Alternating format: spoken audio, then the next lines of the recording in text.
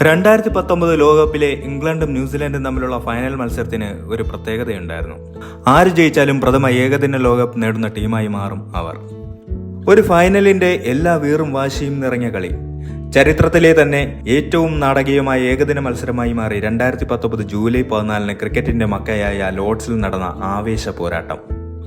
England നായകനായ Ian മോർഗനും Kiwis നായകനായ Kane വില്യംസണും final പോരാട്ടത്തിനായി കളത്തിലിറങ്ങുമ്പോൾ ലക്ഷ്യം ഒന്നു മാത്രം: മുമ്പ് കപ്പിനും ചുണ്ടിനുമിടയിൽ തങ്ങൾക്ക് നഷ്ടമായ ലോകകിരീടം ആദ്യമായി രാജ്യത്തിനായി സ്വന്തമാക്കുക എന്നത്.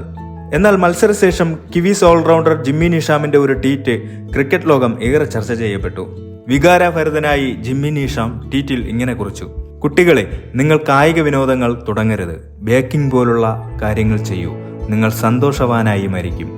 എന്തായിരിക്കും അയാളെ കൊണ്ട് അങ്ങനെ പറയിപ്പിക്കാനുണ്ടായ സാഹചര്യം അറിയില്ല. പക്ഷേ തങ്ങൾക്കർഹമായൊരു ലോകകിരീടം ആർക്കും മനസ്സിലാകാത്ത മാനദണ്ഡങ്ങളുടെ അടിസ്ഥാനത്തിൽ കൈവിട്ടു പോയതിലെ നിരാശയും അമർഷവുമെല്ലാം ആ വാക്കുകളിൽ ഉണ്ടായിരുന്നു. കണക്കുകളുടെ കളിയാണ് ക്രിക്കറ്റ്. ഓരോ നിമിഷവും പുതിയ പുതിയ റെക്കോർഡ് രേഖപ്പെടുത്തുന്ന കളി. അങ്ങനെ കണക്കിന്റെ കളിയിൽ വീണുപോയ ടീമുകൾ ധാരാളമുണ്ട് ചരിത്രത്തിൽ. അതുകൊണ്ട് തന്നെ ഈ കളി ക്രൂരമായൊരു വിനോദമാണെന്ന് പല ക്രിക്കറ്റ് നിരീക്ഷകരും വിലയിരുത്തുന്നത്. ഇനി ഫൈനലിലെ ആ അനിശ്ചിതത്വത്തിലേക്ക് വരാം.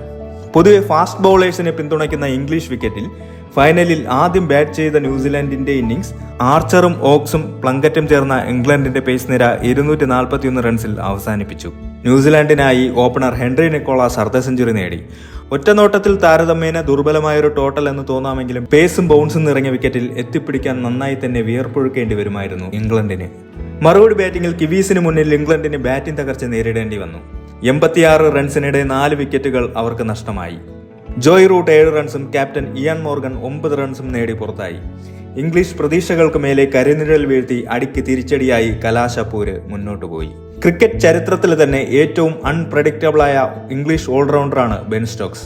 തന്റേതായ ദിവസം അയാൾ ഒരു രക്ഷകനാകും. ന്യൂസിലാൻഡിനും ലോകകപ്പിനും ഇടയിൽ ബെൻ സ്റ്റോക്സ് നിലയുറപ്പിച്ചു. ജോസ് ബട്ട്ലറെ കൂട്ടുപിടിച്ച് 5ാം വിക്കറ്റിൽ 110 റൺസിന്റെ കൂട്ടുകെട്ടുണ്ടാക്കി ബെൻ സ്റ്റോക്സ്. പക്ഷെ ചരിത്രമുറങ്ങുന്ന ലോർഡ്സിൽ ആതിഥേയർക്ക് പ്രതീക്ഷ നൽകിയ കൂട്ടുകെട്ടിന് തിരിച്ചടിയായി 59 റൺസ് നേടിയ ബട്ട്ലർ പുറത്തായി. പിന്നീട് കൃത്യമായ ഇടവേളകളിൽ ഇംഗ്ലണ്ടിന്റെ വിക്കറ്റുകൾ നേടാൻ കിവീസിന് സാധിച്ചു. ഒടുവിൽ ക്ലൈമാക്സിൽ ഒരു ഫൈനൽ മാച്ചിനോട് പൂർണ്ണമായും നീതി പുലർത്തി 241 എന്ന ന്യൂസിലാൻഡ് സ്കോറിനൊപ്പം എത്തിയപ്പോൾ ഇംഗ്ലണ്ടിന്റെ അവസാന വിക്കറ്റും നിലംപൊത്തി. ഫലത്തിൽ മത്സരം സമനിലയിൽ കലാശിച്ചു. സൂപ്പർ ഓവറിൽ ആദ്യം ബാറ്റ് ചെയ്ത ന്യൂസിലാൻഡ് 15 റൺസ് നേടി. മറുപടി ബാറ്റിംഗിൽ ഇംഗ്ലണ്ടിനും ലോകകപ്പിനുമിടയിൽ ലക്ഷ്യം ഒരു ഓവറിൽ 16 റൺസ്. അന്ന് വരെ ക്രിക്കറ്റ് ലോകം കണ്ടതിൽ വെച്ച് ഏറ്റവും നാടകീയമായ നിമിഷങ്ങൾക്കാണ് പിന്നീട് ലോർഡ്സ് മൈതാനം സാക്ഷ്യം വഹിച്ചത്. ഇംഗ്ലണ്ടിനായി ബാറ്റിംഗിനിറങ്ങിയ ബെൻ സ്റ്റോക്സും ജോസ് ബട്ട്ലറും ആദ്യ 3 പന്തുകളിൽ നിന്നായി 7 റൺസ് സ്വന്തമാക്കി. അവസാന 3 പന്തുകളിൽ ലക്ഷ്യം 9 റൺസ് വേണമെന്നിരിക്കെ ട്രെന്റ് ബോൾട്ട് ഇറങ്ങിയ സൂപ്പർ ഓവറിലെ 4ാം പന്ത് ചരിത്രത്തിലെ ഏറ്റവും നിർഭാഗ്യകരമായ ഒരു വിധി കിവീസിന് സമ്മാനിച്ചു. 4ാം പന്തിൽ ലെഗ് സൈഡിലേക്ക് ബെൻ സ്റ്റോക്സ് കളിച്ച പുൾ ഷോട്ട് മാർട്ടിൻ കുപ്റ്റിന്റെ കൈകളിലേക്ക്. 2ാം റണ്ണിനായി കുതിച്ച സ്റ്റോക്സ് ക്രീസിലേക്ക് ഡൈവ് ചെയ്ത് കയറാനുള്ള ശ്രമത്തിനിടയിൽ അപ്രതീക്ഷിതമായി സ്റ്റോക്സിന്റെ ബാറ്റിൽ തട്ടി പന്ത് ബൗണ്ടറിയിലേക്ക്. ഏറെ നേരത്തെ ആശങ്കകൾക്കൊടുവിൽ കെയ്ൻ വില്യംസിന്റെ ഹൃദയത്തെ മുറിവേൽപ്പിച്ച് അമ്പയർ കുമാർ ധർമ്മസേന ബൗണ്ടറി അനുവദിച്ചു. ചുരുക്കത്തിൽ 4ാം പന്തിൽ 6 റൺസ് വഴങ്ങി ന്യൂസിലാൻഡ്.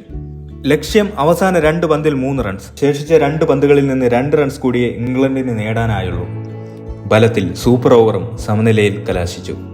അടുത്ത നിമിഷം എന്താണ് നടക്കാൻ പോകുന്നതെന്ന് മനസ്സിലാകാതെ ലോകകപ്പ് ആർക്കെന്ന ചോദ്യം അവശേഷിപ്പിച്ചിട്ടുള്ള കാത്തിരിപ്പ്. ഫുട്ബോളിൽ മുഴുവൻ സമയത്തും അധിക സമയത്തും സ്കോർ സമനിലയിലായാൽ വിജയിയെ നിർണ്ണയിക്കുന്നതുവരെ പെനാൽറ്റി ഷൂട്ടൌട്ട് എന്നതാണ് രീതി.